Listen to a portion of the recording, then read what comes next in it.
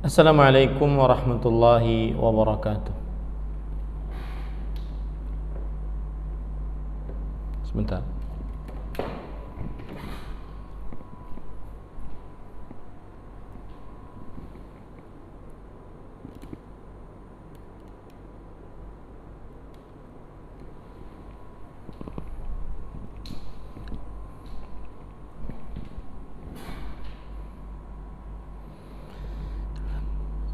Bismillahirrahmanirrahim.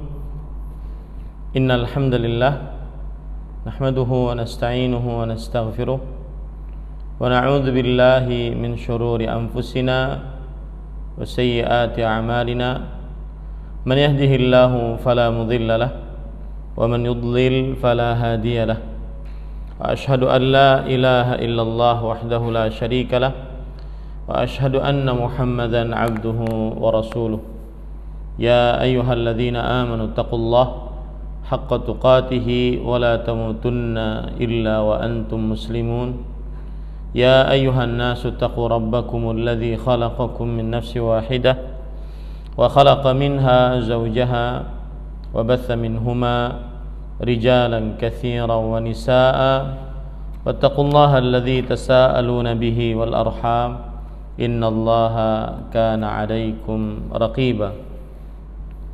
يا أيها الذين آمنوا اتقوا الله وقولوا قولا سديدا يصلح لكم أعمالكم ويغفر لكم ذنوبكم ومن يطع الله ورسوله فقد فاز فوزا عظيما. أما بعد فإن أصدق الحديث كتاب الله وأحسن الهدي هدي محمد صلى الله عليه وعلى آله وسلم وشر الأمور محدثاتها وكل محدثة بدعة وكل بدعة ضلالة وكل ضلالة في النار. Alhamdulillah, kita bersyukur pada Allah Subhanahu wa taala pada hari ini, hari Selasa malam Rabu 6 Al-Muharram, bulan Allah yang suci 1442 Hijriah. Kita dimudahkan oleh Allah Subhanahu wa taala untuk duduk bersama mengkaji kembali kitab Bulughul Maram min Adillatil Ahkam yang ditulis oleh Al-Hafidh Abul Fadl Ibnu Hajar Al-Asqalani rahimahullahu taala. Salawat dan salam semoga selalu Allah berikan kepada Nabi kita Muhammad sallallahu alaihi wa ala alihi wasallam, ada keluarga beliau, para sahabat, serta orang-orang yang mengikuti beliau sampai hari kiamat kelak. Dengan nama-nama Allah yang husna dan sifat-sifatnya yang ulia, kita berdoa, Allahumma inna nas'aluka ilman nafi'an wa rizqan tayyiban wa amalan mutaqabbala. Wahai Allah, sesungguhnya kami mohon kepada Engkau ilmu yang bermanfaat, rezeki yang baik, dan amal yang diterima. Allahumma amin. Ahibati hafizakumullah, para ikhwah sekalian yang saya cintai karena Allah, semoga Allah Subhanahu wa taala selalu menjaga kita. Masih kita membaca kitab Bulughul Maram min Adillatil Ahkam, dan sebelumnya saya ingin mengingatkan bahwa pembacaan kitab Bulughul Maram ini sebenarnya malam kemarin, yaitu Senin malam, itu rutinnya ya. Jadi saya terbalik pada malam kemarin itu membaca kitab Fiqhus Sunnati lin Nisa, padahal fikih sunnah untuk wanita malam ini semestinya. Tapi tidak mengapa, karena malam kemarin fikih sunnah untuk wanita sudah kita baca, dan fikih sunnah untuk wanita semestinya Selasa malam ya. Dan kita sudah memulai pertemuan pertama, yaitu nah ini kan di Instagram ada yang bertanya, Ustadz di posternya Senin malam gitu. Iya, saya keliru. Karena kemarin itu Selasa malam atau Senin malam semestinya Bulughul Maram ya. Senin malam semestinya Bulughul Maram. Sekarang semestinya Selasa malam adalah fikih sunnah wanita. Tetapi ya manusia keliru ya. Saya terlalu excited untuk membahas tentang bab pengurusan jenazah wanita, karena dia bab baru setelah kita selesai kitab Toharoh, kitab bersuci, kitab sholat selesai. Kita masuk kepada bab baru, yaitu kitab pengurusan jenazah untuk wanita. Akhirnya terlalu semangat, akhirnya lupa waktunya. Maka pada malam ini saya ganti, yang aturan tadi malam adalah Bulughul Maram, maka saya ganti malam ini ya, malam ini.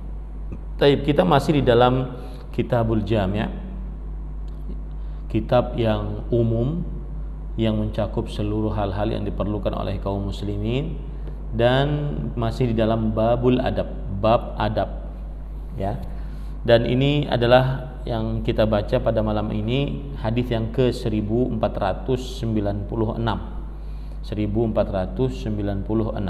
Kita baca hadisnya. Wa 'an Ibnu Umar radhiyallahu anhuma qala Rasulullah sallallahu alaihi wasallam, la yanzurullahu ila man jarra thawbahu khuyala. Yang artinya, dari Ibnu Umar radhiyallahu anhuma, dia berkata, Rasulullah sallallahu alaihi wasallam bersabda, Allah tidak akan melihat orang yang melabuhkan kainnya terseret dengan sombong. Muttafaqun alaih.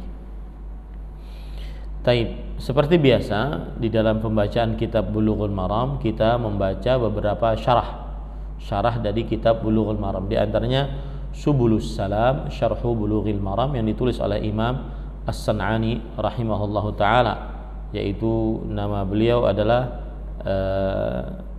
Imam Muhammad bin Ismail As-San'ani rahimahullahu taala, ulama Islam abad ke-13 Hijriah. Perhatikan perkataan beliau. Beliau mengatakan tadi Allah Subhanahu wa taala, di dalam hadis disebutkan Allah tidak melihat. Allah tidak melihat kepada siapa yang memanjangkan pakaiannya karena sombong. Nah, kata Imam As-San'ani rahimahullah, fussira nafyu nadharillahi binafyi rahmatihi ilaih, ay la yarhamullah man jarra thawbahu khuyala. Ini perhatikan, ini permasalahan penting. Ditafsirkan bahwa Allah tidak melihat, itu berarti maksudnya Allah tidak merahmati. Jadi kalau kita boleh terjemahkan, Allah tidak merahmati siapa yang memanjangkan pakaiannya lebih dari 2 mata kaki karena sombong. Ya, karena sombong. Tentunya perkataan Imam As-San'ani ini rahimahullah taala keliru ya, keliru. Perkataan Imam As-San'ani rahimahullah taala ini adalah keliru. Kenapa demikian? Ya. Kenapa demikian para ikhwan yang dirahmati oleh Allah Subhanahu wa taala? Karena perkataan Imam As-San'ani ini bertentangan dengan keyakinan Ahlus Sunnah wal Jamaah dalam perkara yaitu menetapkan apa yang ditetapkan oleh Allah Subhanahu wa taala dari sifat-sifat Allah Subhanahu wa taala. Allah Subhanahu wa taala di sini menetapkan sifat melihat. Allah tidak melihat. Berarti ada sifat melihat bagi Allah Subhanahu wa taala. Jangan sampai sifat melihat ini ditafsiri dengan Allah tidak merahmati.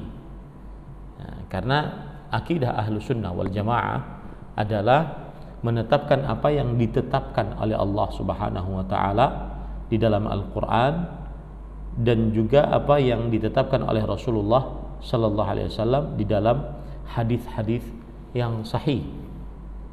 Di dalam hadis-hadis yang sahih.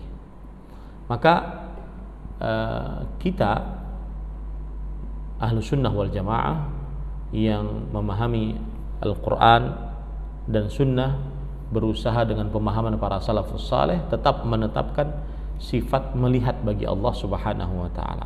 Maka kalau seandainya diterjemahkan atau ditafsirkan dengan Allah tidak merahmati, tidak melihat maksudnya tidak merahmati, ini nanti ada tahrif di dalam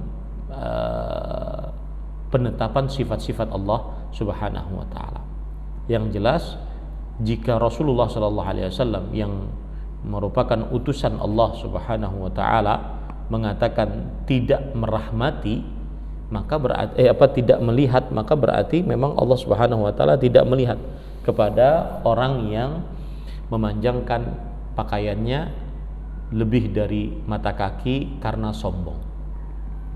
Kemudian Imam As-San'ani mengatakan sawaun kana minan nisa awir rijal. Nah, ini baik itu berlaku bagi untuk laki-laki ataupun perempuan. Maksudnya diharamkan bagi laki-laki atau perempuan untuk memanjangkan pakaiannya lebih dari 2 mata kaki karena sombong. Ya, ingat ya, diharamkan bagi laki-laki atau perempuan untuk memanjangkan pakaiannya lebih dari 2 mata kaki karena sombong. Ini berlaku bagi laki-laki ataupun perempuan. Karena itu yang dipahami oleh Ummu Salamah radhiyallahu anha ketika beliau mendengar Rasulullah sallallahu alaihi wasallam bersabda demikian, maka kemudian Ummu Salamah radhiyallahu anha bertanya, "Fa kaifa tasna'un nisa bidhuyulihinna?" Wahai Rasulullah sallallahu alaihi wasallam, bagaimanakah para perempuan berbuat dengan ujung-ujung pakaian mereka? Ini menunjukkan bahwasanya dari zaman Nabi Muhammad SAW pakaian perempuan panjang lebih dari 2 mata kaki. Maka disebutkan oleh Ummu Salamah radhiyallahu anha, kalau seandainya tidak boleh memanjangkan pakaian lebih dari 2 mata kaki karena sombong, maka bagaimana pakaian-pakaian perempuan wahai Rasulullah sallallahu alaihi wa ala alihi wasallam? Kemudian lalu Rasulullah sallallahu alaihi wasallam bersabda, yazidna fihi shibran. Kalau begitu boleh menambah lebih dari 2 mata kaki dengan 1 jengkal dari 2 mata kaki. Kemudian kata Ummu Salamah radhiyallahu anha wa ardhaha, idzan tankashifu aqdamuhunna. Kalau begitu terlepas dari mereka aqdamuhunna, yaitu kalau begitu terlepas dari terlihat dari mereka telapak kaki mereka. Maka Rasulullah SAW kemudian bersabda, fayudkhinahu dzira'an la yazidna alaih. Kalau begitu boleh menambah lagi 1 hasta dan tidak boleh lebih dari itu. Nah, ini menunjukkan bahwasanya memanjangkan pakaian lebih dari 2 mata kaki karena sombong diharamkan baik untuk laki-laki ataupun perempuan. Lihat ya, karena sombongnya. Tapi untuk perempuan dibolehkan lebih dari 2 mata kaki hanya sebatas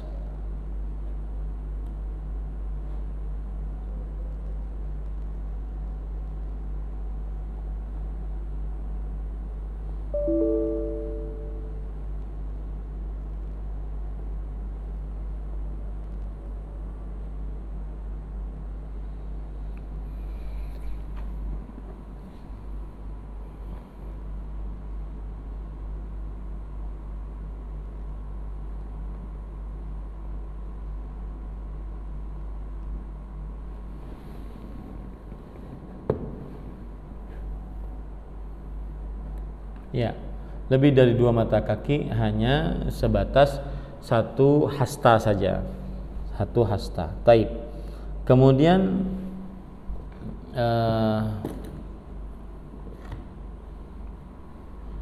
kita lihat lagi kata Imam As-San'ani rahimahullahu taala,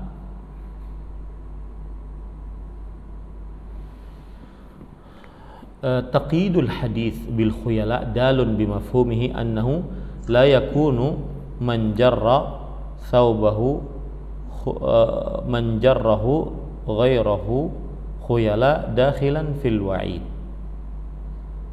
Perhatikan baik-baik kata Imam Ibnu Katsir, Imam As-San'ani rahimahullahu taala, bahwa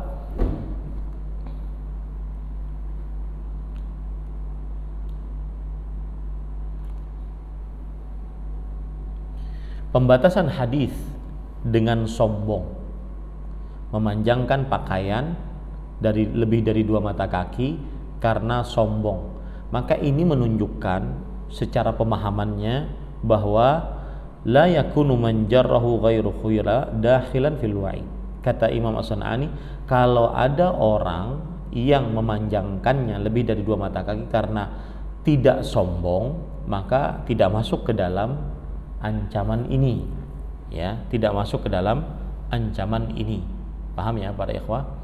Jadi Imam As-San'ani lebih condong kepada pendapat bahwasanya apabila ada orang, atau Imam As-San'ani rahimahullah sedang menjelaskan bahwasanya apabila ada orang yang memanjangkan pakaiannya lebih dari 2 mata kaki bukan karena sombong, maka tidak masuk ke dalam ancaman ini. Artinya tidak masuk ke dalam ancaman tidak dilihat oleh Allah Subhanahu wa taala nanti pada hari kiamat. Kemudian beliau mengatakan bahwasanya ini sesuai dengan apa yang disebutkan dalam hadis riwayat Bukhari, yaitu Abu Bakar As-Siddiq radhiyallahu anhu setelah mendengar hadis ini, beliau bertanya kepada Rasulullah, "Wahai Rasulullah, sarungku itu selalu turun ke bawah kecuali jika aku pegang." Mungkin karena saking kurusnya Abu Bakar As-Siddiq radhiyallahu anhu, sarungnya selalu melorot ke bawah kecuali kalau aku pegang. Artinya kalau melorot itu lebih dari 2 mata kaki kecuali aku pegang, dan kalau aku pegang itu kan agak sulit gitu ya. Kalau aku pegang itu kan agak sulit. Nah, ahibati hafizakumullah taala, ini menunjukkan, kemudian Rasulullah SAW bersabda, innaka lasta mimman yaf'aluhu khuyala. Sesungguhnya engkau wahai Abu Bakar As-Siddiq radhiyallahu anhu bukan orang yang mengerjakannya karena sombong. Maka ini menunjukkan bahwa apabila ada orang yang pakaiannya lebih dari 2 mata kaki dan niatannya tidak untuk sombong, maka tidak masuk ke dalam ancaman ini, ya, ke dalam ancaman ini. Ini para ikhwah yang dirahmati oleh Allah Subhanahu wa taala. Di sana ada pendapat lain, pendapat para ulama lain, di antaranya Imam Ibnu Abdul Barr rahimahullah. Jadi pendapat yang pertama bahwa ada orang yang memanjangkan pakaiannya lebih dari 2 mata kaki, maka apabila itu dia lakukan kalau bukan karena sombong, maka tidak masuk ke dalam ancaman di dalam hadis ini. Paham ya? Tidak masuk ke dalam ancaman dalam hadis ini. Itu ancamannya tidak dilihat Allah Subhanahu wa taala nanti di hari kiamat. Nah, itu pendapat yang pertama. Pendapat yang kedua, gampangannya begini. Setiap yang memanjangkan pakaian lebih dari 2 mata kaki, maka dia tetap tercela. Setiap yang memanjangkan pakaian lebih dari 2 mata kaki, dia tetap tercela, baik itu karena sombong atau bukan karena sombong. Imam Nawawi mengatakan makruh, innahu makruh, dan ini juga yang dinaskan oleh Imam Asy-Syafi'i rahimahullahu taala. Ya, tetapi wallahu alam, para ikhwan yang dirahmati oleh Allah Subhanahu wa taala, pendapat yang lebih kuat adalah bahwa memanjangkan pakaian lebih dari 2 mata kaki atau yang disebut dengan isbal, ya, maka baik karena sombong ataupun bukan karena sombong tetap haram. Bedanya hanya pada hukuman. Yang memanjangkan pakaian lebih dari 2 mata kaki tanpa sombong diancam dengan neraka. Sebagaimana hadis Rasul sallallahu alaihi wasallam, "Ma asfala minal ka'baini fa finnar." Yang artinya apa saja pakaian yang di bawah 2 mata kaki maka di dalam neraka. Nah, ini hukuman tersendiri. Siapa yang melakukan isbal, memanjangkan pakaian lebih dari 2 mata kaki, maka diancam dengan neraka. Itu satu. Yang kedua, apabila ada orang yang memanjangkan pakaian lebih dari 2 mata kaki dengan sombong, maka diancam dengan ancaman tersendiri. Apa itu ancamannya? Tidak dilihat oleh Allah Subhanahu wa taala di hari kiamat. Nah, ini menunjukkan para ikhwah yang dirahmati oleh Allah bahwa dua-duanya memanjangkan pakaian di bawah 2 mata kaki baik karena sombong atau dengan tanpa sombong, dua-duanya diharamkan. Bedanya adalah pada hukumannya. Yang satu, kalau memanjangkan pakaian lebih dari 2 mata kaki bukan karena sombong diancam neraka. Yang kedua lebih parah, kalau karena sombong diancam neraka plus tidak dilihat oleh Allah Subhanahu wa taala. Ya. Nah, sebagian ulama, bahkan jumhur ulama mengatakan hukuman yang ini dibawa kepada hukuman yang ini. Artinya memanjangkan pakaian lebih dari 2 mata kaki bukan karena sombong, maka dibawa kepada yang sombong. Ya. Artinya kalau bukan karena sombong tidak haram, cuma makruh sebagaimana dikatakan oleh Imam Asy-Syafi'i, kemudian juga diteliti oleh Imam An-Nawawi, ya. Kemudian juga dikatakan oleh Imam Ibnu Abdul Bar, ya. Dia tidak haram, cuma sebatas makruh. Artinya kalau dikerjakan tercela tetapi tidak berdosa. Nah, ya, itu pendapat.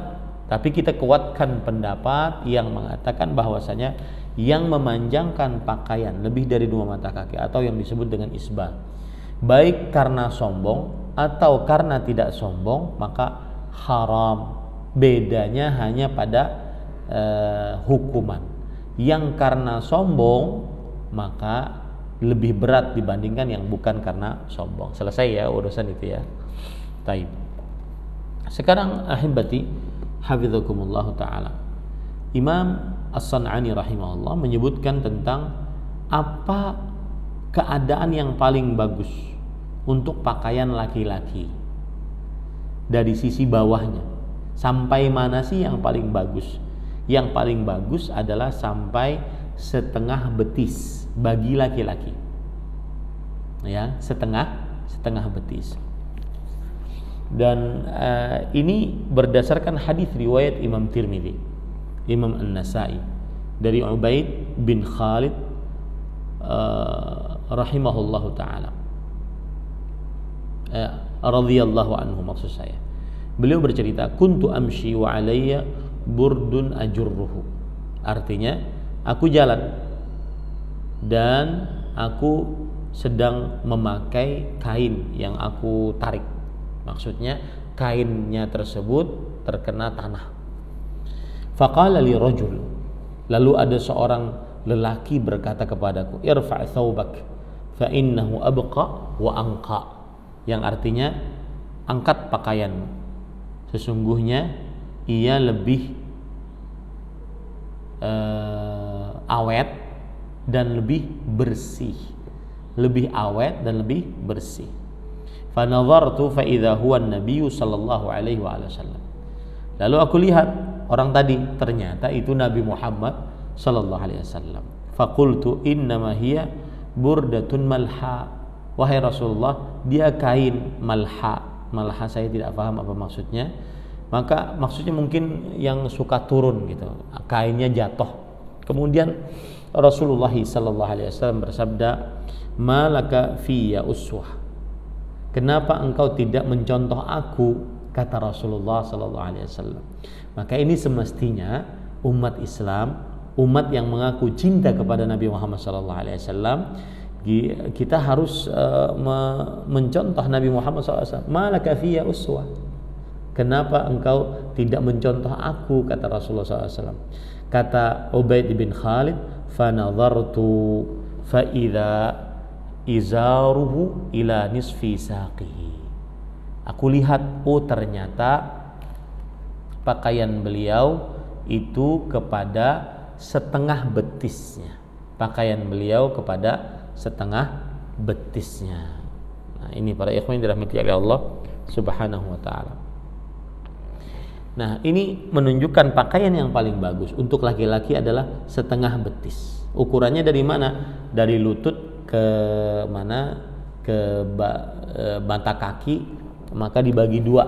Nah, itulah pakaian yang paling bagus yang dimiliki oleh laki-laki atau yang dipakai oleh laki-laki. Nah, kemudian ahibati hafizakumullah taala,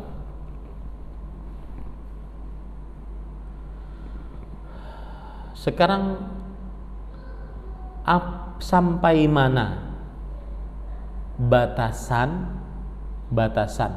pakaian laki-laki? Sampai mana batasan pakaian laki-laki? Maka jawabannya adalah pakaian laki-laki sampai kepada mata kaki. Ada yang memang mengatakan di atas mata kaki. Jadi sebelum mata kaki, maka saya perlihatkan saja gambar ya, mata kaki. Coba saya carikan fotonya. Jadi saya bisa memperlihatkan mana mata kaki yang dimaksud ya.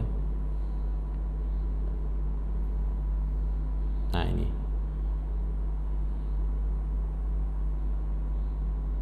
Perhatikan fotonya di sini.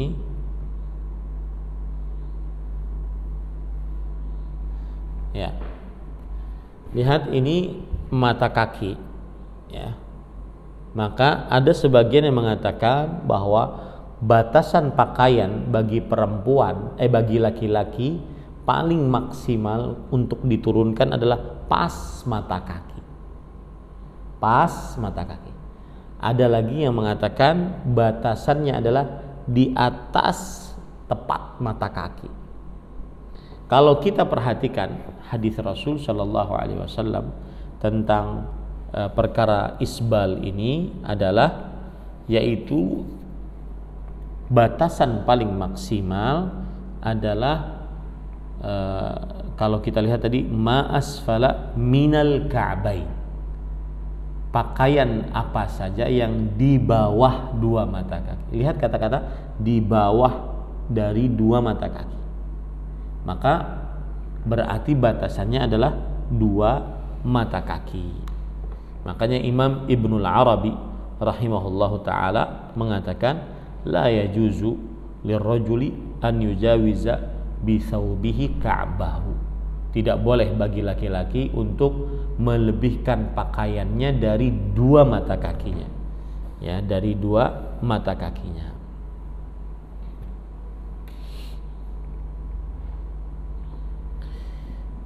Kemudian saya ingin menegaskan sekali lagi, jadi pendapat yang lebih kuat tentang memanjangkan pakaian ya, baik karena sombong atau bukan karena sombong, tetap haram. Bedanya cuma ada pada hukuman. Yang bukan karena sombong diancam dengan neraka, yang dengan sombong diancam tidak dilihat oleh Allah Subhanahu wa taala di hari kiamat plus neraka juga. Dalil yang menguatkan akan hal ini adalah yaitu hadis dari Abdullah bin Umar radhiyallahu anhu beliau meriwayatkan bahwa Nabi Muhammad sallallahu alaihi wasallam bersabda, iyyaka wajarril izar fa inna jarral izar minal makhilah. Jauhi olehmu memanjangkan pakaian dari dua mata kaki. Sesungguhnya memanjangkan pakaian lebih dari dua mata kaki termasuk kesombongan. Lihat di situ, setiap yang memanjangkan pakaian lebih dari dua mata kaki maka disebut sebagai kesombongan. Kita mau tahu hatinya benar-benar sombong atau tidak, yang penting kelakuan ini menunjukkan kepada kesombongan. Paham maksud saya ya? Seperti itu. Kemudian juga berdasarkan hadis riwayat Imam At-Tabarani dari hadis sahabat Nabi Abu Umamah Al-Bahili radhiyallahu an, bahwa Rasulullah sallallahu alaihi wasallam bersabda, innallaha la yuhibbul musbil. Sesungguhnya Allah Subhanahu wa taala tidak menyukai al-musbil, memanjangkan pakaian lebih dari dua mata kaki. Hadis ini ada cerita menarik ya, terutama bagi laki-laki yang sampai sekarang masih memanjangkan pakaian lebih dari dua mata kaki. Perhatikan hadis ini baik-baik. Ustadz, aduh, pakaian aja ini terlalu diperhatikan. Ya, masih orang sudah sampai bulan. Yang nyuruh ente sampai bulan siapa? Kita disuruh beribadah mencontoh Rasulullah SAW, zahiran wa batinan, secara lahiriah dan secara batin. Ya, itu jawabannya. Masalah isbal terus dibicarakan. Ya, kapan umat Islam maju? Orang sudah sampai bulan. Yang nyuruh ente sampai bulan siapa? Kita diperintahkan untuk beribadah kepada Allah Subhanahu wa taala. Taib, ahibati hafizakumullah taala. Lihat ada hadis menarik. Ada namanya seorang yang bernama Amr bin Zurarah Al-Ansari. Amr bin Zurarah Al-Ansari. Jadi diceritakan bahwa para sahabat duduk bersama Rasulullah sallallahu alaihi wasallam. Ini disebutkan dalam kitab Al-Mu'jam yang ditulis oleh Imam At-Tabarani. Idh lahiqana Amr bin Zurarah Al-Ansari fi khullah. Suatu saat kita duduk-duduk bersama Rasulullah SAW, lalu datanglah Amr bin Zurarah Al-Ansari memakai jubah, izarun warida. Dia pakai sarung, kemudian juga pakai kain di atasnya. Waqad asbal, dan telah memanjangkan pakaiannya lebih dari dua mata kaki. Faja'ala Rasulullah sallallahu alaihi wasallam ya'khudhu binahiyati thawbihi wa yatawadha'u lillah wa yaqul abduka wa ibnu abdik wa amatik. Lalu Rasulullah sallallahu alaihi wasallam mengambil ujung pakaian dari Amr bin Zurarah Al-Ansari tadi. Kemudian Rasulullah SAW sampai rendah hati beliau mengambil ujung pakaian. Rupanya Amrnya masih duduk, Rasulullah SAW berdiri, Rasulullah SAW duduk, beliau pegang ujungnya. Kemudian Rasulullah SAW bersabda, hambamu dan anak dari hambamu ya Allah, dan anak dari hambamu yang perempuan ya Allah. Sampai Amr bin Zurarah Al-Ansari mendengar perkataan Rasulullah SAW tersebut. Kemudian beliau berkata, ya Rasulullah, ini khamsus syaqain. Ini inti pembicaranya. Aku, wahai Rasulullah, khamsus syaqain. Artinya kakiku itu X. Ya, saya ambilkan gambarnya ya. Jadi termasuk indahnya belajar di era teknologi yang begitu canggih di zaman sekarang. Yang disebut khamsus syaqain itu adalah kaki yang berbentuk X. Entah itu satu lurus, satu X gitu. Artinya beliau memanjangkan pakaiannya lebih dari dua mata kaki karena malu. Kaki beliau, betis beliau itu X. Apa sih bahasa Indonesianya ya? Kaki X itu coba yang jamaah Instagram, kaki X dalam ilmu Ortopedi itu apa ya gitu. Ortopedi ya namanya. Ortopedi itu apa ya? Kaki yang berbentuk X.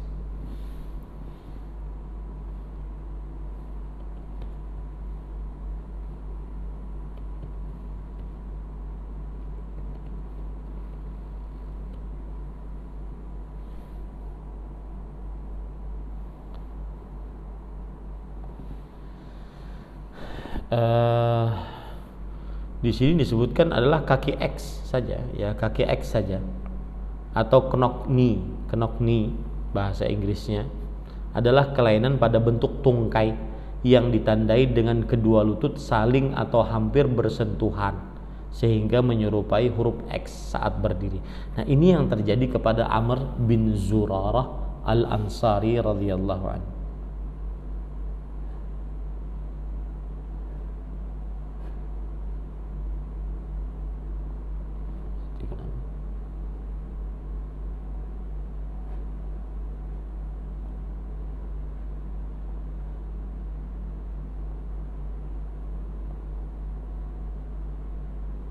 Sebentar, Zoom saya mati.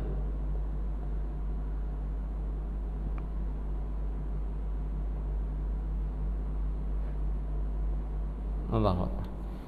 Ya, tidak mengapa tanpa Zoom. Jadi begitu. Kemudian Rasulullah sallallahu alaihi wasallam berkata, "Ya Amr, innallaha qad ahsana kulla syai'in khalqa. Innallaha la yuhibbul musbil." Yang artinya, wahai Amr, sesungguhnya Allah telah memperbagus setiap ciptaannya. Setiap apapun yang Ia telah ciptakan, Allah memperbagus. Ya, sesungguhnya Allah tidak mencintai orang yang musbil. Nah, itu cerita dari hadis ini. Jadi saya ingat diri saya pribadi dulu itu, sebelum kulit saya yang seperti ini kan dulu sama seperti manusia layaknya, berwarna coklat, ya. Kemudian Allah Subhanahu wa taala menakdirkan bahwa kulit saya berubah putih seperti ini. Nah, para ikhwah, waktu itu di kaki. Ini subhanallah, ini cerita. Kaki itu kan belang-belang. Ini kalau ada anak-anak kecil yang tidak paham, mereka jijik melihat waktu itu. Maka tapi karena ada syariat Allah diharamkan musbil, maka mau tidak mau harus diangkat dari dua mata kaki. Sedangkan kalau diangkat dari dua mata kaki terlihat belang-belang. Maka pada waktu itu, ini cerita dulu, mudah-mudahan kita lebih bersyukur dengan keadaan kita bagaimanapun. Pada waktu itu saya masih mahasiswa di kota Madinah. Kemana-mana saya pakai kaos kaki. Mau panas, mau dingin. Musim panas kan panas sekali kalau di kota Madinah.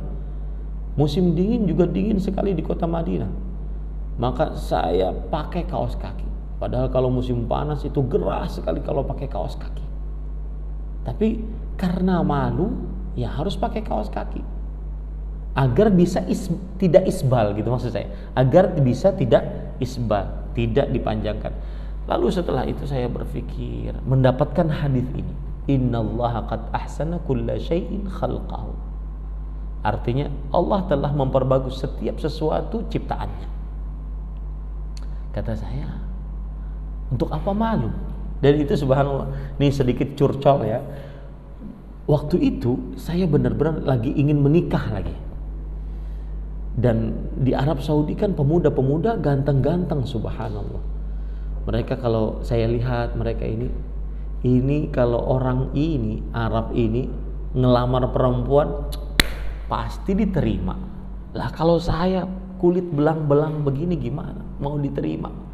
Nangis, sujud nangis. Nah, nangisnya itu pada waktu itu antara dua, antara minta kesembuhan dengan antara belum terima takdir yang ada, begitu ya.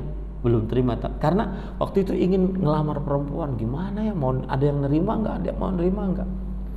Nah ini para ikhwah. Tetapi akhirnya saya berpikir setelah hadis ini, innallaha qad ahsana kulla syai'in khalqah.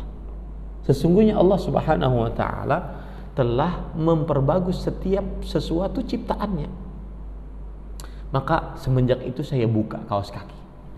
Sudah, orang mau lihat mau nggak lihat, yang penting saya tidak isbal. Yang penting saya selamat di hadapan Allah. Orang mau mencela, orang tidak mau mencela, urusan dia. Ya, orang merasa jijik dengan tidak jijik, itu urusan dia. Akhirnya saya tetap tidak isbal, walhamdulillah. Kemudian setelah itu ada seorang perempuan yang Allah takdirkan sampai sekarang 15 tahun, sayangku, cintaku, manisku, rinduku, mau menerima saya apa adanya. Maka akhirnya lama-lama kemudian setelah itu berubahlah seperti ini. Ini ahibati hafizakumullah. Ini cerita pribadi hampir sama dengan siapa? Amr bin Zurarah Al-Ansari. Saya kalau baca hadis ini saya teringat keadaan pribadi saya. Benar-benar waktu itu, apalagi kalau lagi musim panas, kemudian i'tikaf di Masjid Nabawi. Oh, itu panas sekali. Kita kan i'tikaf tidur di masjid. Sedangkan kalau kaki terbuka, malu kelihatan. Sedangkan udara panas. Ini para ikhwah yang dirahmati oleh Allah Subhanahu wa taala. Maka pada saat itu ya sudah, Allah Subhanahu wa taala bertakdir, kita terima saja. Yang penting saya tidak isbal, yang penting saya tidak diancam neraka, yang penting saya bisa dilihat oleh Allah Subhanahu wa taala nanti di hari kiamat. Akhirnya Allah Subhanahu wa taala bertakdir dengan modal kesabaran tersebut, Allah Subhanahu wa taala takdir kulitnya dirubah seperti ini. Alhamdulillah.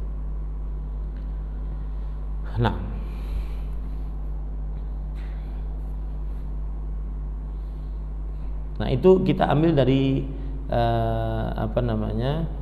dari kitab Subulus Salam Syarhu Bulughil Maram.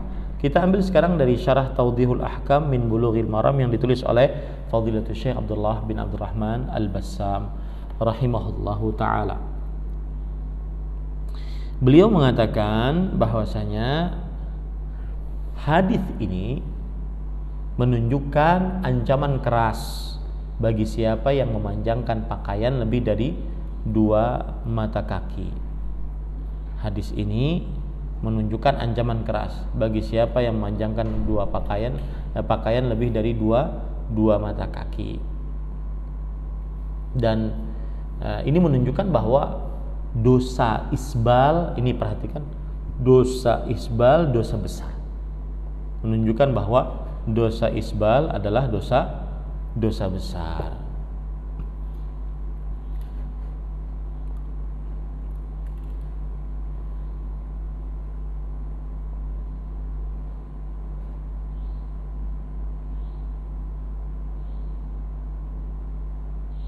Ya.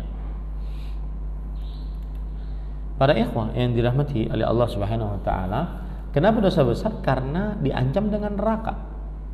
Diancam dengan neraka. Karena dosa besar itu pengertiannya adalah setiap dosa yang diancam oleh Allah dengan neraka atau laknat atau siksa atau murka. Kullu dzammin khatamahullah binar aw la'nah aw ghadab aw adzab. Kemudian faedah yang kedua, para ulama rahimahumullah bersepakat bahwa memanjangkan pakaian karena sombong lebih dari 2 mata kaki karena sombong ini haram. Ya, ini haram. Kalau karena sombong semuanya sepakat haram. Ya. Nah, yang terjadi perbedaan pendapat adalah kalau bukan karena sombong. Seperti orang-orang umum lainnya di Indonesia ini memanjangkan celana lebih dari 2 mata kaki, ya kan? Itu ya. Nah, di situ khilaf di antara para ulama, apakah dia haram atau tidak haram. Sebagaimana sudah kita sebutkan bahwa ada yang mengatakan haram, dan ini pendapat ulama peneliti, ya. Dan ini yang kita lebih condong kepadanya. Kenapa? Karena sebagaimana hadis yang sudah kita baca tadi, bahwa setiap yang memanjangkan pakaian itu dia termasuk sombong, gitu ya. Jadi baik sombong atau bukan karena sombong, maka dua-duanya haram. Bedanya hanya pada hukuman. Hukuman yang bukan karena sombong di neraka, diancam di neraka. Lihat ya kata-kata saya diancam. Ini berarti kan hak prerogatifnya Allah Subhanahu wa taala, entah nanti memasukkannya ke dalam neraka atau tidak. Itu hak Allah. Kita hanya mengucapkan diancam, ya gitu. Sedangkan yang bukan karena sombong diancam tidak dilihat oleh Allah, yang karena sombong diancam tidak dilihat oleh Allah Subhanahu wa taala. Nah, ada pendapat yang kedua, yaitu bahwa hukumnya adalah makruh. Mereka berpendapat bahwa yang bukan karena sombong dibawa hukumnya kepada yang sombong. Jadi kalau tidak sombong makruh, kalau sombong baru haram. Ini pendapat yang kedua. Tapi sebagaimana sudah kita sebutkan bahwasanya pendapat yang kita kuatkan adalah bahwa memanjangkan pakaian lebih dari 2 mata kaki bukan karena sombong tetap haram. Bedanya dengan sombong hanya pada ancaman atau hukuman, ya seperti itu. Nah, itu kita ambil dari kitab Tawdihul Ahkam. Kita ambil dari kitab Fathu Dzil Jalali wal Ikram bi Syarhi Bulughil Maram yang ditulis oleh Imam Ibnu Utsaimin rahimahullahu taala. Nah, beliau mengatakan sebagaimana yang sudah saya jelaskan di awal bahwasanya ini ada hijrah itu mudah sekali. Isbal kok sombong, nggak masuk akal. Iya kan, sesuai dengan hadis Rasul. Ente mau berani mengatakan hadis Rasul Shallallahu Alaihi Wasallam tidak masuk akal? Ini saya bacakan hadisnya ya. Hijrah itu mudah sekali ya. Akun hijrah itu mudah sekali. Kan Nabi Muhammad SAW bersabda tadi dalam hadis dari Ibnu Mani' dari Abdullah bin Umar radhiyallahu anhuma, Rasulullah SAW bersabda, iyyaka wa jarril izar fa inna jarral izar minal makhilah. Lihat, itu hadis Rasul loh. Ya, hijrah itu mudah sekali, itu hadis Rasul. Artinya gini, jauhi oleh engkau memanjangkan pakaian, isbal. Sesungguhnya memanjangkan pakaian dari kesombongan. Itu hadis nabimu loh, yang ingin berhijrah yang mudah sekali. Yang komen ya jangan terlalu ketus begitu loh, ya. Mengatakan enggak masuk akal, itu hadis Rasul yang kamu bersyahadat atasnya, asyhadu anna Muhammadan Rasulullah. Paham ya? Hijrah itu mudah sekali.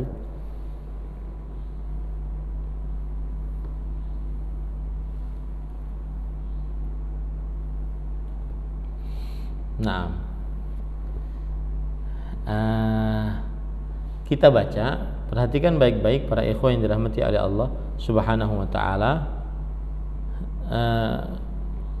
Imam Ibnu Utsaimin menyebutkan di dalam hadis ini ada beberapa faedah. Kata beliau, isbatun nazari lillahi azza wa jalla. Hadis ini menetapkan penglihatan, sifat penglihatan bagi Allah Subhanahu wa taala. Ya, menetapkan sifat penglihatan bagi Allah Subhanahu wa taala. Beda dengan apa yang disebutkan oleh Imam As-San'ani tadi, bahwasanya yang dimaksud dengan melihat di sini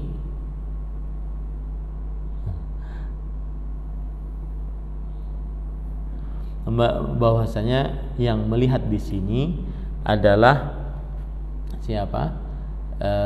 Melihat di sini maksudnya adalah tidak merahmati. Allah tidak melihat berarti tidak merahmati. Ya, Allah tidak melihat berarti tidak merahmati. Nah, kemudian ahibati, faedah yang selanjutnya adalah memanjangkan pakaian lebih dari 2 mata kaki itu termasuk daripada dosa besar, kata beliau. Yang pertama karena diancam dengan neraka, yang kedua karena diancam tidak melihat atau tidak dilihat oleh Allah Subhanahu wa ta'ala. Kemudian ahibati hafizakumullah ta'ala, Imam Ibnu Utsaimin mengatakan lagi,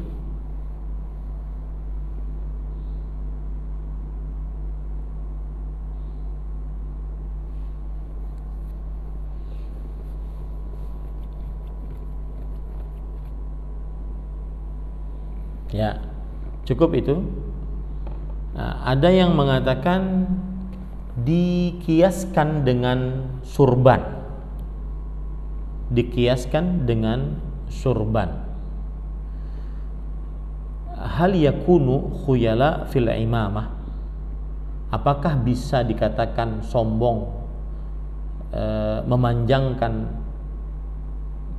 surban kalau seandainya dikiaskan dengan surban?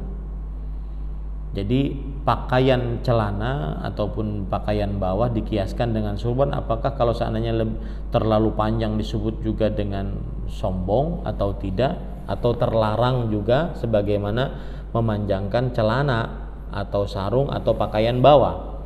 Maka Syekh menjawab, na'am yuqasu alaih, iya, dianalogikan, dikiaskan atasnya.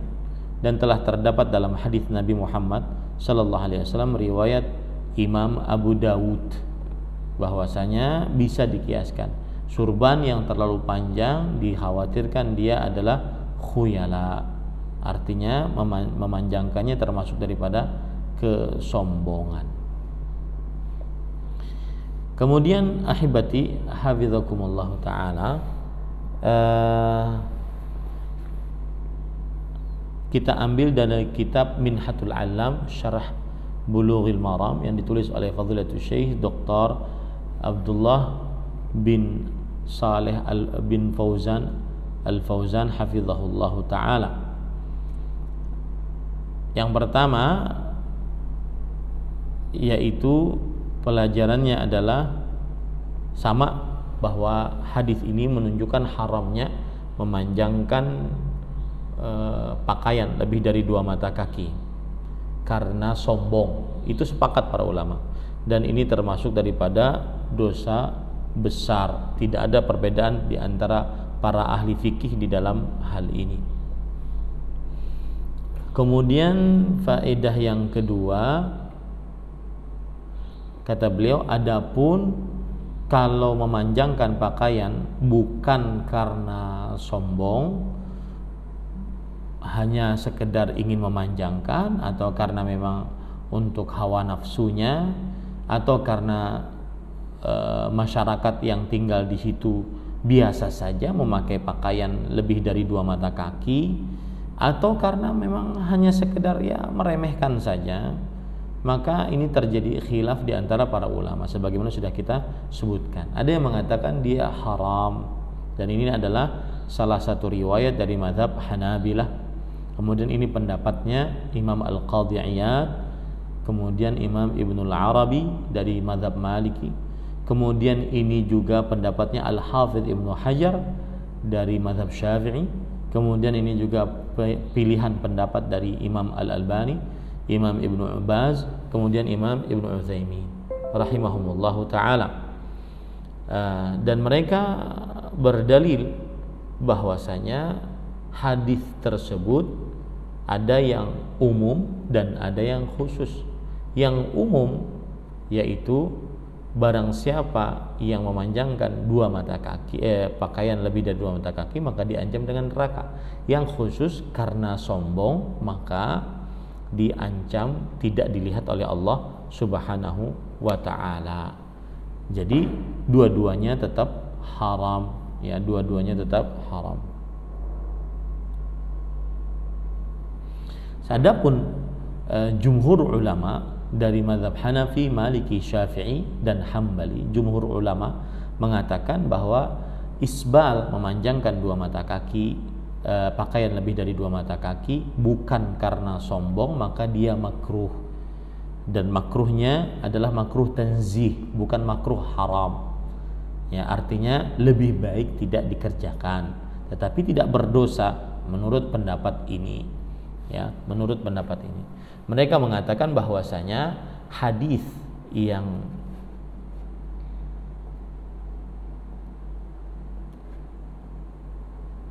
hadis yang menunjukkan bahwa diancam dengan neraka itu dibawa kepada hadis yang sombong, yang diancam tidak dilihat oleh Allah Subhanahu wa taala. Itu baru yang diharamkan. Kalau hanya sekedar memanjangkan, tidak karena sombong, maka menurut jumhur ini tidak haram, ya, menurut jumhur tidak haram. Ini para ikhwan yang dirahmati oleh Allah Subhanahu wa ta'ala. Wallahu a'lam, para ikhwah, pendapat yang kita kuatkan dari tadi adalah bahwa pendapat yang diriwayatkan oleh salah satu riwayat dari perkataan mazhab Hambali, kemudian pendapatnya Al-Qadhi Iyad, Imam Ibnul Arabi dari mazhab Maliki, kemudian Al-Hafidh Ibnu Hajar dari mazhab Syafi'i, kemudian Imam Al-Albani, Imam Ibnu Baz, dan Imam Ibnu Utsaimin rahimahumullahu ta'ala. Nah, itu pendapat yang kita kuatkan, ya. Kemudian pelajaran selanjutnya yang kita bisa ambil juga dari hadis ini adalah bahwa Islam mengharamkan isbal itu karena ada hikmah yang sangat agung. Islam mengharamkan isbal karena ada hikmah yang sangat agung, yaitu menjauhkan diri dari sifat kesombongan. Itu yang pertama. Yang kedua, menjauhkan diri dari sifat menyerupakan diri dengan perempuan. Itu yang kedua.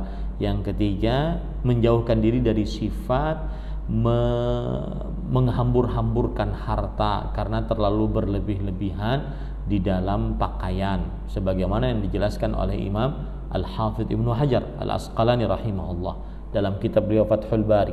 Beliau mengatakan, in kana thawbu zaidan ala qadri labisihi fa hadha qad yattajihu al-man'u fihi min jihati al-israf fayantahi ila at-tahrim.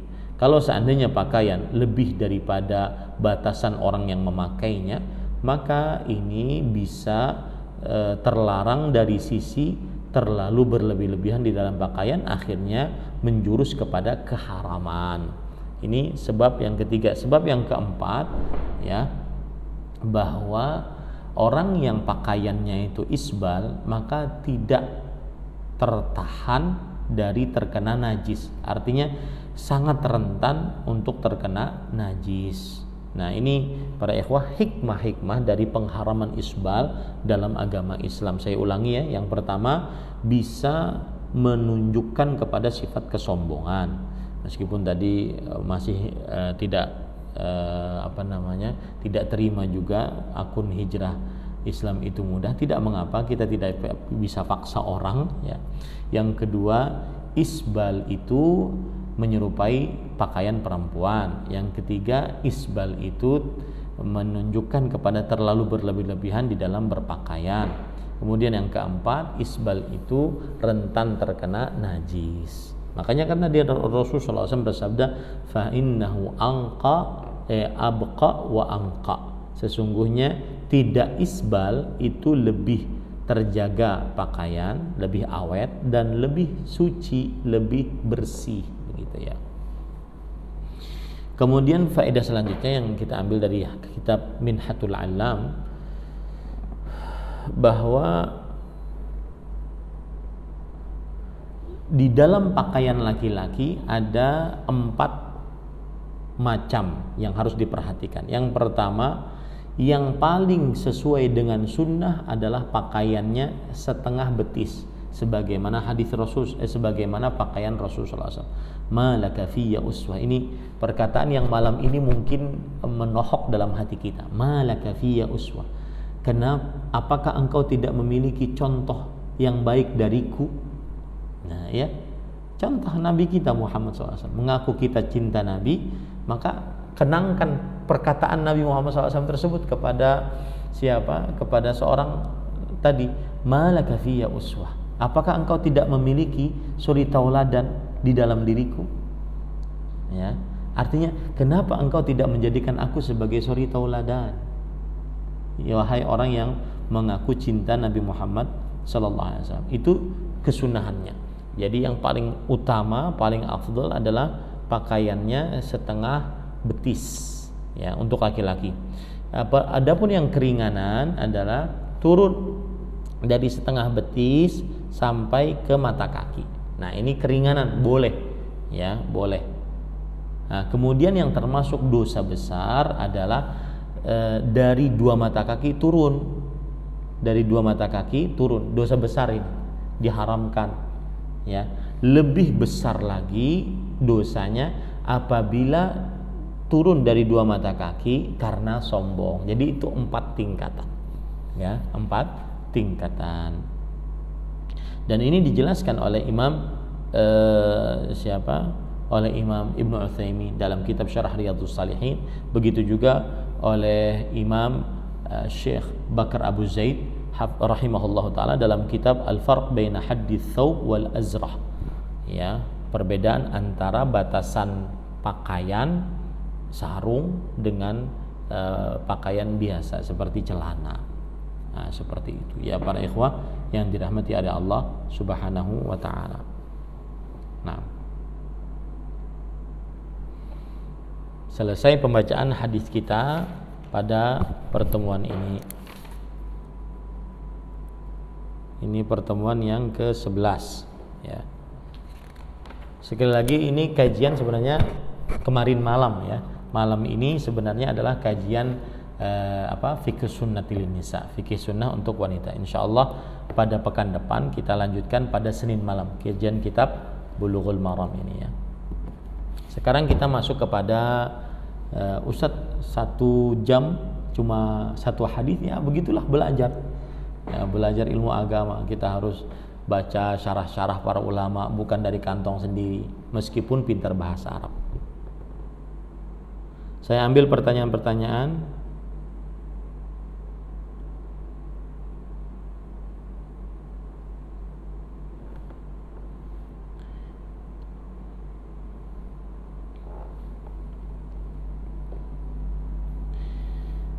Bolehkah anggapan bahwa hadis tersebut sesuai pakaian pria di Arab karena gamis mirip wanita apabila dipanjangkan, sedangkan kita di Indonesia pakai celana dan sarung?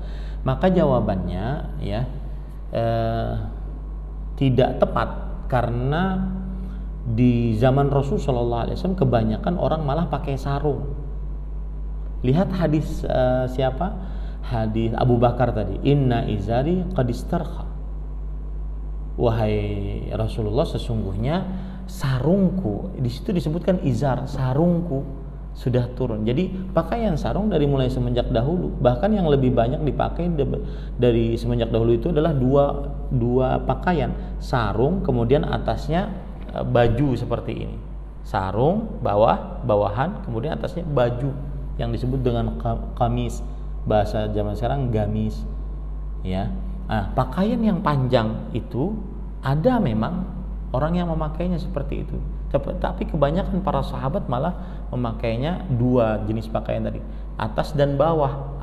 Bawah sarung, kemudian atasnya adalah kamis ya. Taib. Kemudian ahibati hafizakumullah taala, apakah berbeda antara sarung, celana dengan gamis yang panjang ya? Maka jawabannya hukumnya tetap sama. Kenapa demikian? Karena hadisnya umum, ma asfala minal ka'bain fa finnar. Apa saja yang di bawah 2 mata kaki dari pakaian maka dia di dalam neraka. Dalam hadis yang lain, minal izar, dari sarung ya, di dalam neraka. Nah, masuk ke dalamnya juga sirwal, yaitu celana, karena dia bagian dari pakaian. Wallahu a'lam.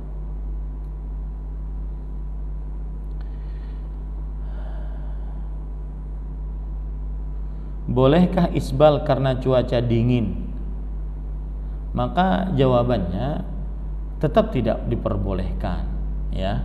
Cuaca dingin bisa kita tutup dengan kaos kaki kemudian memakai khuf. Bisa dengan kaos kaki kemudian memakai khuf. Nah, di kampung saya selalu kunut nazilah. Apakah itu boleh? Kunut nazilah itu dalam hal virus corona. Maka jawabannya di sini khilaf di antara para ulama. tentang kunut nazilah. Apakah kunut nazilah itu bisa dilakukan oleh satu masjid, kemudian masjid yang lain tidak, ataukah kunut nazilah itu ada izin dari pemerintah setempat? Wallahu alam. Apabila kunut nazilah dilakukan apabila seseorang itu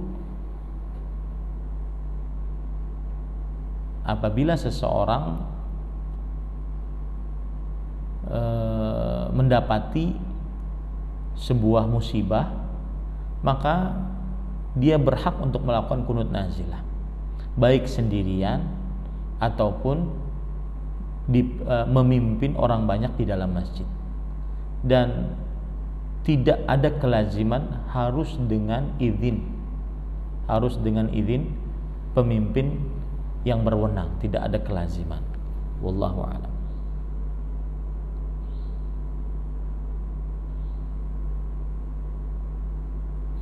Isbalkan masalah kecil kok diancam neraka seperti orang kafir, maka tanya Rasul sallallahu alaihi wasallam. Ya, itu udah lihat di Rasul sallallahu alaihi wasallam. Kita terima saja, sami'na wa ata'na. Kan tingkat keimanan paling tinggi sami'na wa ata'na. Kita mendengar dan kita patuh.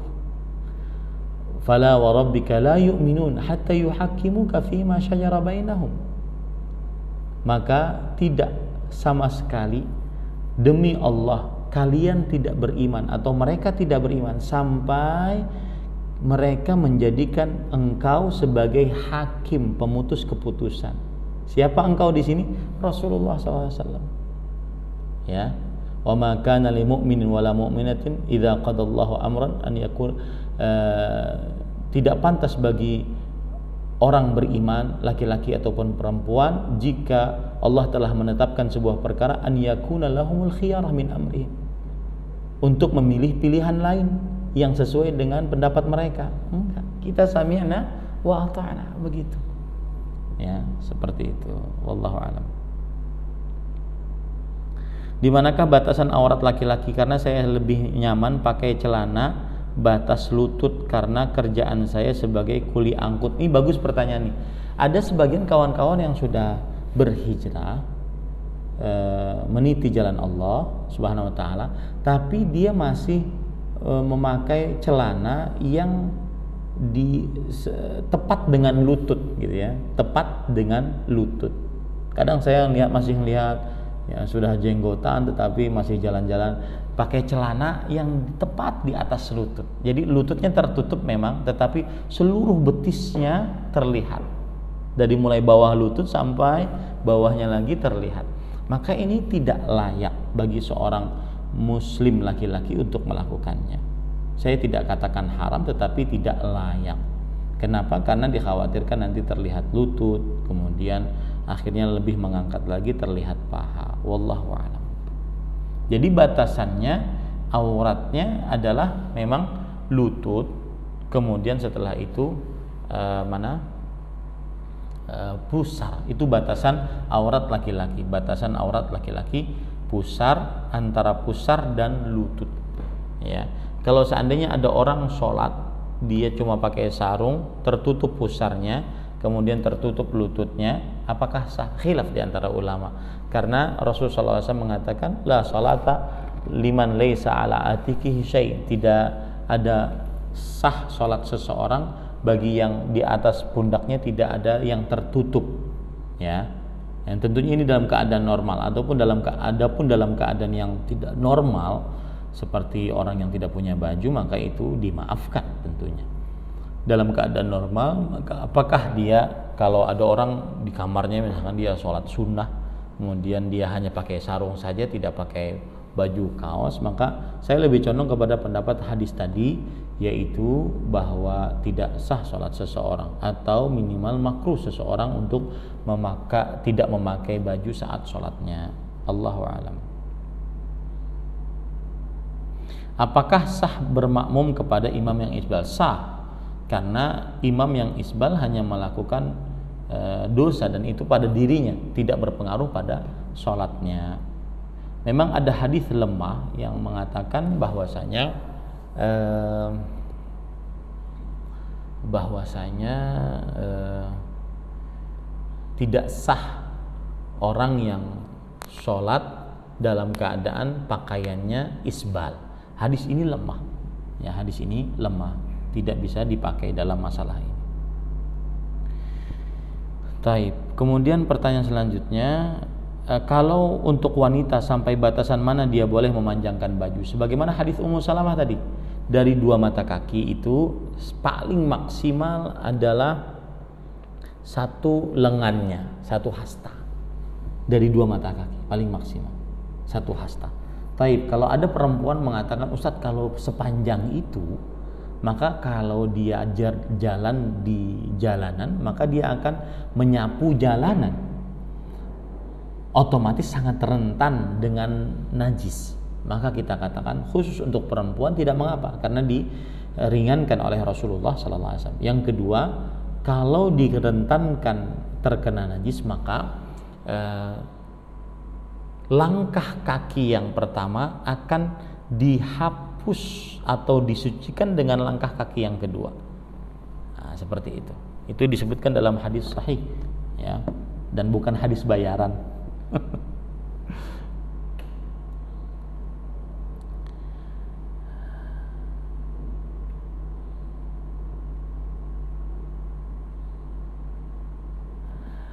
Adakah keterkecualian buat isbal seperti prajurit peperangan, rescue bencana alam dan lain-lain? Maka jawabannya, Allahu a'lam, saya belum dapatkan keterkecualian, maksudnya dispensasi, ya, dispensasi. Buktinya tadi seorang yang dalam keadaan kakinya X, knock knee tadi, tidak diizinkan oleh Rasulullah SAW untuk melakukan isbal di dalam pakaiannya, ya, tidak diizinkan oleh Rasul Sallallahu Alaihi Wasallam.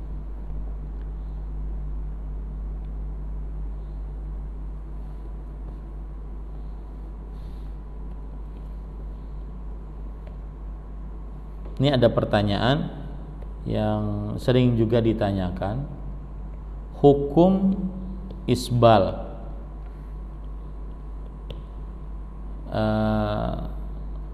di dalam tangan, ya, di dalam tangan.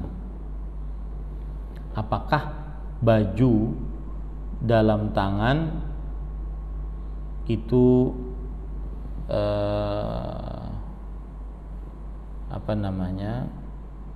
bisa dikatakan isbal? Ada hadis Rasul sallallahu alaihi wasallam riwayat Imam Abu Daud bahwa tidak diperbolehkan untuk memanjangkan pakaian lebih dari rusuh, yaitu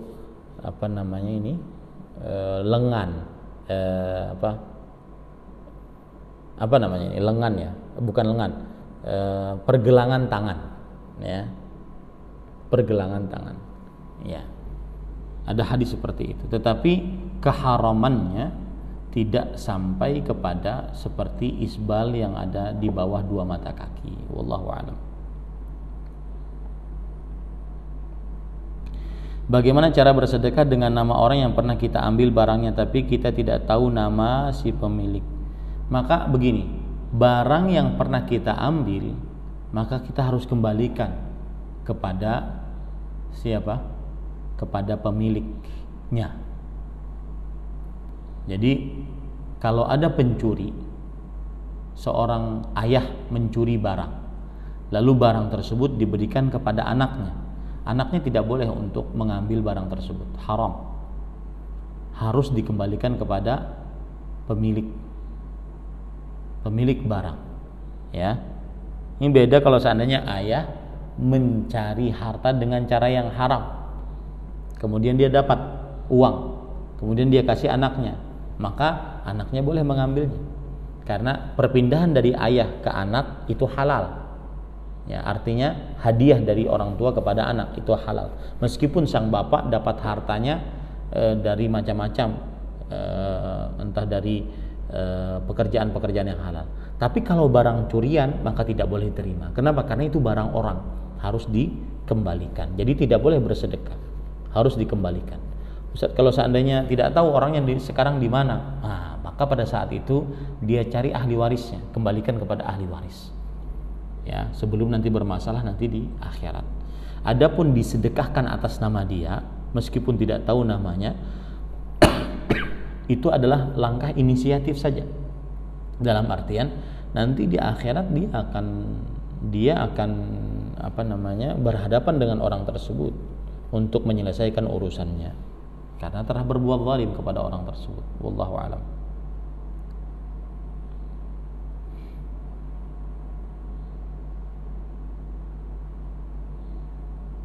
Adakah keharusan minta izin ke istri bila mau nikah lagi? Pasti nggak diizinin ente. Sudah nyoba nggak diizinin. Ya, nggak diizinin, pasti itu susah untuk diizinkan. Nah, maka tidak ada keharusan, tetapi dia memberitahukan. Lihat ya, beda minta izin dengan memberitahukan. Saya sering menasihati untuk laki-laki yang ingin berpoligami, beritahukanlah kepada istri yang pertama atau yang kedua kalau ingin menikah yang ketiga, atau yang ketiga kalau ingin menikah yang keempat. Kenapa demikian? Bukan berarti minta izin, tetapi memberitahu. Karena Anda sebagai seorang suami ketika berpoligami wajib adil, seadil-adilnya dalam pakaian, dalam nafkah, dalam pergiliran malam. Bagaimana Anda mau adil kalau seandainya Anda tidak jujur kepada istri? Masa akan bohong terus? Mohon maaf, saya mau keluar kota dulu. Ini nggak mungkin. Dan adil di sini, ya. Dan saya nasihatkan juga kepada istri kedua, istri ketiga, istri keempat, minta keadilan dari suami. Minta keadilan dari suami. Apa keadilan yang dimaksud? Yaitu pergiliran malam. Kalau istri pertama 2 hari, maka istri kedua juga 2 hari. Kalau istri pertama sepekan, istri kedua juga sepekan. Itu namanya adil. Makanya jumhur ulama mengatakan bahwasanya lebih afdal 1 jika dia sudah dengan 1 itu bisa menjaga kesucian kemaluannya. Kenapa? Karena kalau poligami, tindakan ketidakadilan itu pasti terjadi atau sangat rentan. Saya tidak mengatakan pasti, sangat rentan terjadi. Ya, sangat rentan terjadi. Makanya saya sering menasihati, kalau Anda berpoligami, beritahukan kepada istri, jujur. Mau nanti setelah pemberitahuan ada perang dunia kelima, itu urusan Anda, karena ada harga, ada barang. Ada barang, ada harga. Ya, ini para ikhwah. Itu konsekuensi. Nah, dia menangis, dia masuk kamar mandi, kemudian nggak dibuka-buka, suaminya galau, kalap bagaimana? Nah, itu resiko. Dia bagaimana dia bagaimana berdamai dengan istri pertamanya karena ada istri kedua, sampai akhirnya dia bisa berbuat adil. Ya, ini pada ikhwah. Dan istri yang kedua, ketiga, keempat jangan mau untuk digugurkan haknya. Karena Anda istri. Tidak ada urusan Anda istri kedua, istri ketiga, istri keempat, kemudian setelah itu Anda boleh menggugurkan hak. Enggak. Ya, tidak ada nama istilah istri muda, istri tua dalam artian istri tua lebih didahulukan kemudian istri muda tidak. Enggak. Semuanya harus sama. Ya. Semuanya harus sama. Adil. Nah, keadilan ini bisa berlaku kapan? Ketika semuanya tahu, oh sekarang suamiku dari Senin sampai Selasa di istri kedua, dari Rabu sampai Kamis istri ketiga, kemudian dari Jumat sampai Sabtu istri keempat, kemudian dari Ahad sampai Senin istri pertama. Jadi tahu masing-masing. Nah, kan benar-benar adil seperti itu. Wallahu a'lam.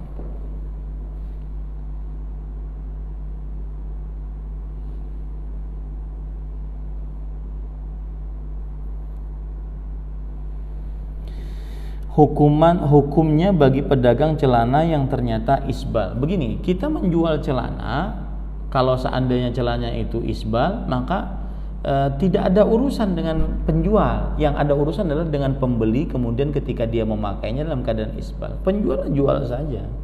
Ya, tapi lebih baik memang kalau seandainya celananya tersebut dikondisikan tidak isbal. Wallahu a'lam.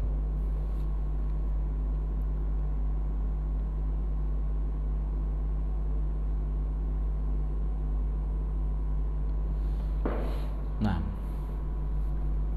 kita belum ambil dari Facebook.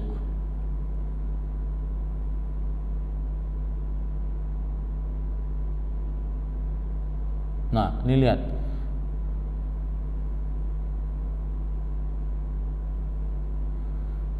Dari Umur Rizki, kajian Ustadz sendat-sendat videonya. Apakah internet di rumah lah yang gangguan? Iya, di tempat saya nih 2 harian ini sudah gangguan ya. Mohon dimaklumi. Kalau tidak ingin gangguan, main di Instagram lancar jaya itu. Ya, yang nonton pada ketawa-ketawa, yang nonton. Ya Allah, nih curhatan istri yang kedua.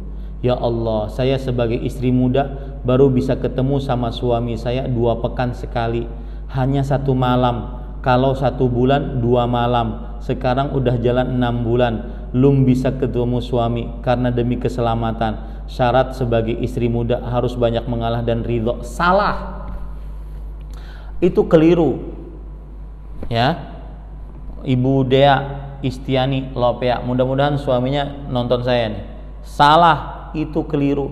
Minta hak Anda. Kalau Anda memang menikah secara resmi sebagai istri, minta hak yang adil.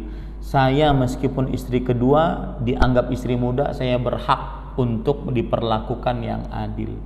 Biasanya kalau sudah begini suaminya gelagapan, bingung dia. Ya, bingung dia. Ini tidak benar. Bukan seperti ini poligami yang diinginkan dalam Islam. Ini namanya menyiksa perempuan. Ya. Dan saya berbicara seperti ini bukan anti poligami. Nauzubillah, karena itu syariat Allah Subhanahu wa taala. Tetapi kita ingin menegakkan bagaimana poligami yang benar. Yang dicontohkan oleh Rasulullah SAW sesuai dengan hadis Rasul, dengan ayat Al-Qur'an dan hadis Rasulullah SAW. Jadi istri kedua, istri ketiga, istri keempat itu haknya sama dengan istri pertama. Fahimtunna? Paham wahai para istri-istri sekalian? Ya, minta hak. Ini para ikhwan yang dirahmati oleh Allah Subhanahu wa taala. Minta hak kepada istri, kepada suami. Kecuali kalau istri kedua, istri ketiga, istri keempat merelakan. Ini lain hal, seperti kejadian kepada Ummu Salamah radhiyallahu anha, ya. Maka beliau merelakan hari beliau untuk siapa? Untuk Aisyah radhiyallahu anha wa ardhaha. Ini boleh kalau menggugurkan haknya, boleh. Tapi kan sebagian besar dari istri tersebut tidak mau menggugurkan haknya.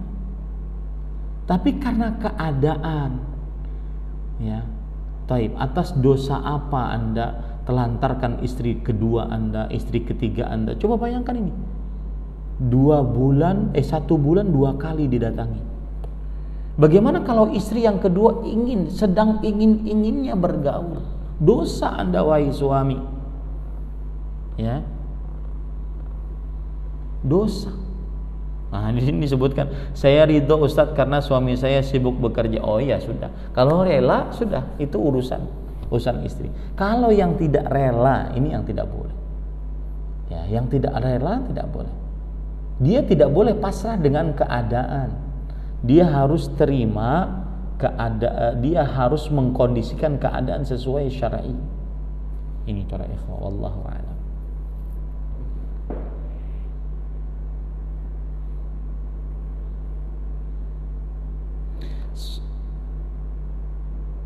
Nah, kalau begitu yang afdal tidak poligami ya Ustadz, padahal jumlah wanita banyak. Maka jawabannya ini khilaf di antara ulama. Jumhur ulama berpendapat apabila seorang laki-laki dengan satu istri bisa menjaga kesucian kemaluannya, menjaga pandangannya, itu lebih utama. Ya, lebih utama.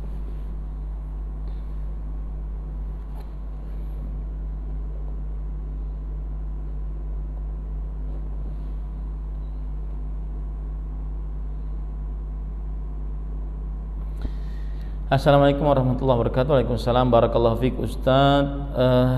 Saya lagi futur, mohon solusinya Ustaz. Ini biasanya kalau sudah ada kata-kata futur begini, dia sedang bingung, kemudian sedang mau ngapain bingung, kemudian mungkin lebih condong kepada maksiat, main Instagram cuma stalking gitu saja, nggak ada manfaatnya, ya, malas beribadah, malas mengerjakan amalan wajib, apalagi amalan sunnah, malas berzikir, malas baca Quran. Nah, itu yang disebut dengan futur. Maka jawabannya adalah para ikhwan yang dirahmati oleh Allah Subhanahu wa taala, yang pertama berdoa kepada Allah, karena yang menggerakkan hati, menghilangkan sifat malas Allah Subhanahu wa taala. Ad-du'a miftah kulli khair, kata Syekh Al-Allamah Profesor Dr. Abdul Razzaq bin Abdul Muhsin Al-Badr hafizahumallahu taala. Doa kunci segala kebaikan. Berdoalah kepada Allah. Allah mawaffiqni lima tuhibbu wa tardha, ya Allah berikan aku petunjuk untuk mengerjakan apa yang Engkau cintai dan relai. Kemudian juga ya muqallibal qulub tsabbit qalbi ala dini, sarrif qalbi ila ta'atik, wahai yang membolak-balikkan hati, balikkan hatiku di atas ketaatan kepadamu, di atas agamamu. Berdoa kepada Allah, Allahumma hdini wasaddidni, ya Allah berikan aku petunjuk dan bimbing aku dalam kebenaran. Berdoa kepada Allah Subhanahu wa taala. Kemudian berdoa kepada Allah agar dihilangkan sifat malas. Allahumma inni a'udzubika minal ajzi wal kasal wal jubni wal bukhl wal hammi wal hazan. Ya, ya Allah aku berlindung kepadamu dari sifat lemah dan sifat malas, dari sifat pengecut, dari sifat bakhil, dari dikalahkan musuh, dari kebanyakan hutang. Berdoa kepada Allah Subhanahu wa taala. Itu satu kiatnya. Yang kedua, harus lawan. Masa futur itu harus lawan dengan semangat. Allah berfirman, walladzina jahadu fina lanahdiyannahum subulana. Orang-orang yang berjuang di jalan kami, sungguh kami akan berikan petunjuk kepada jalan-jalan kami. Dalam ayat ini menunjukkan bahwa sebesar perjuangan kita untuk taat, melawan maksiat, melawan hawa nafsu, sebesar itu petunjuk Allah Subhanahu wa taala. Jadi harus berusaha, paksa diri untuk mengerjakan ketaatan, untuk membaca Al-Qur'an, untuk mengikuti kajian di masa-masa pandemi seperti ini. Ya, secara jarak jauh. Kemudian yang ketiga, minta nasihat. Ini penting ini, minta nasihat kepada orang yang memang pantas untuk dimintai nasihat. Minta nasihat ya, agar senantiasa semangat untuk kembali semangat beribadah kepada Allah Subhanahu wa taala. Cukup ya, sudah jam 20.15 menit atau 22 waktu Indonesia Tengah, jam 21 waktu Indonesia Barat. Kita cukupkan. Sekali lagi ini kajian terbalik ya. Aturan kajian Bulughul Maram itu Senin malam kemarin, dan kajian fikih sunnah wanita dengan pembahasan bab yang baru pengurusan jenazah malam ini. Tapi ini terbalik karena manusia tidak lepas dari kesalahan. Insya Allah besok malam kita membicarakan tentang penjelasan pembatal keislaman. Semoga yang disampaikan bermanfaat. Kita cukupkan dengan kafaratul majlis. Subhanakallahumma bihamdik asyhadu an la ilaha illa anta astaghfiruka wa atubu ilaik. Wa sallallahu nabiyana Muhammad walhamdulillahirabbil alamin. Wassalamualaikum warahmatullahi wabarakatuh.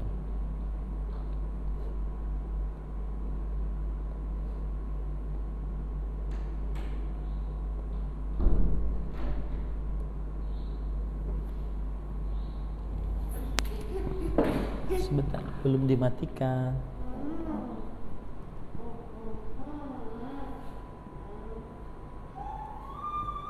Dede nggak tidur.